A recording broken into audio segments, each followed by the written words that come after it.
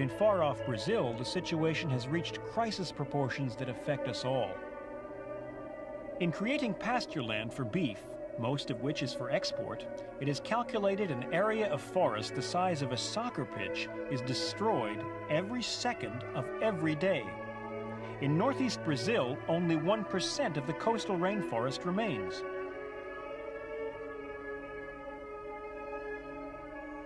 The situation so alarmed Swiss-born ornithologist Anita Studer, she forsook her studies of Brazilian wildlife to concentrate instead on saving their habitat, the forest.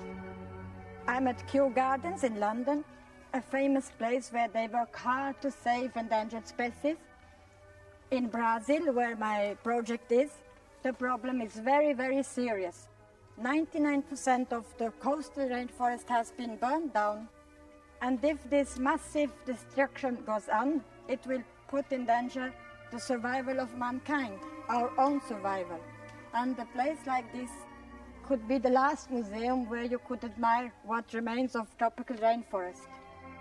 It is estimated also that over 150 species face extinction as the combined impact of erosion and slash-and-burn agriculture threatens to destroy what remains of a forest that once covered thousands of square kilometers.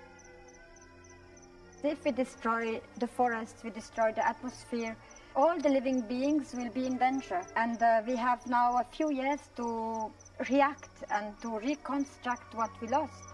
Anita acted swiftly. Back home in Geneva, she founded the Association Nord-Est.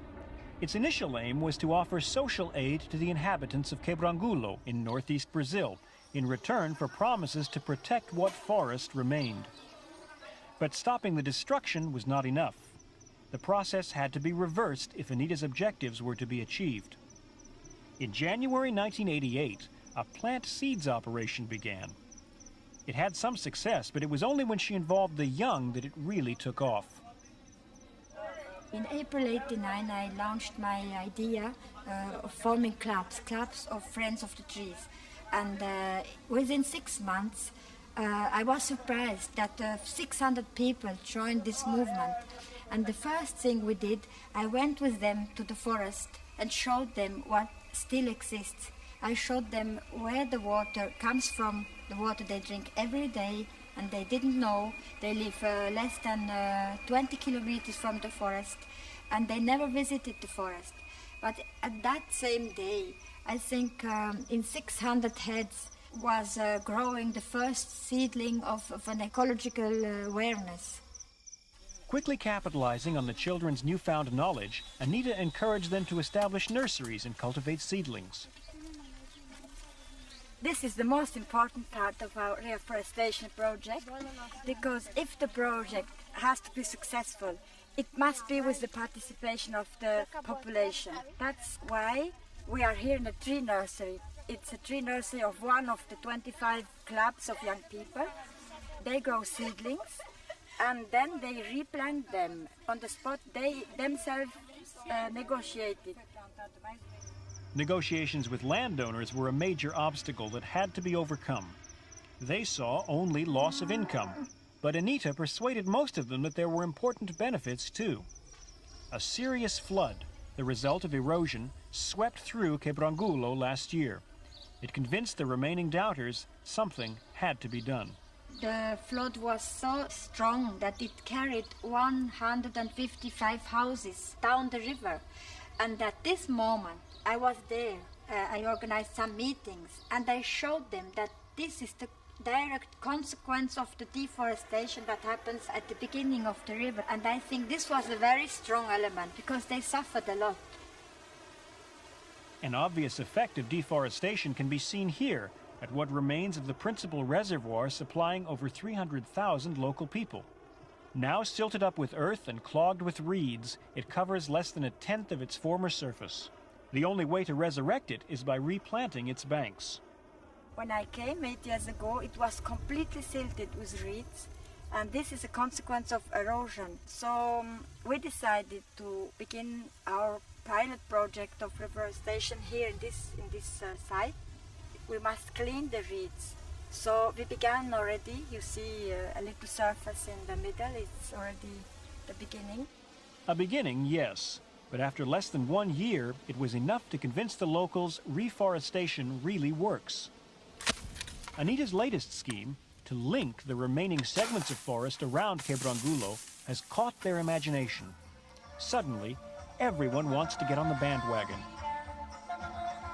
From the villagers to the highest level in the land, the government.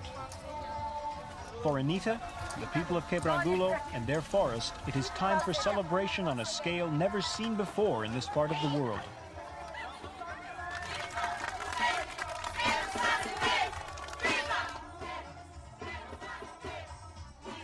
I think that today is the day the reserve became their reserve, their forest, because we had the presence of everybody involved.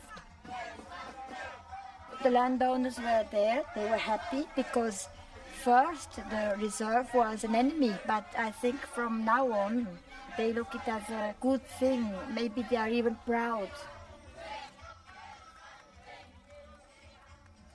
Never they had so many important people today. And the most important was the president of the Brazilian environment, IBAMA, Fernando Mesquita.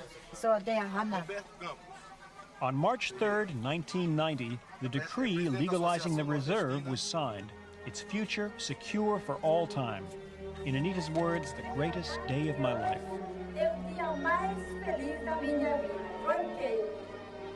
It has taken Anita 8 years to get this far. It may take another 25 before we can talk of true coastal rainforest again. But as each day goes by, the threat of extinction for the forests, the flora, and the fauna recedes.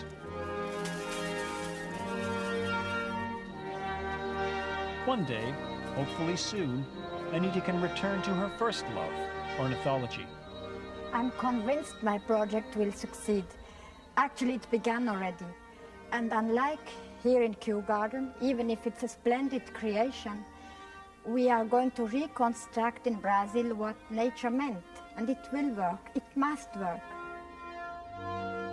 For Anita and her fellow Rolex Laureates, their work remains a continuing challenge to transmit life to future generations, be they human or from the animal world.